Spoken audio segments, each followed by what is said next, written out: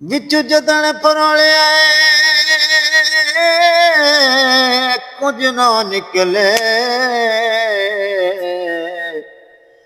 ते छड़े दिसन कान पहाड़ों असी कमले जई मखलूक खुदा दी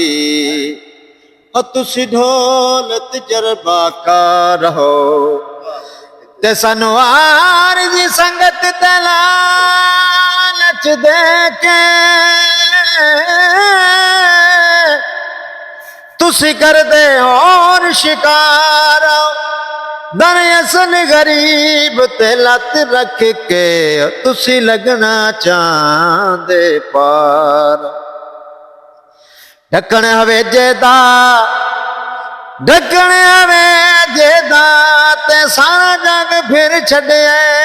कोई नहीं सज्जन कले जेदा आपू डाडे थावे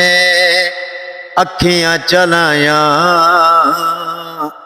एवें रुस गयो से होया ना रसाया आपू डाडे थावे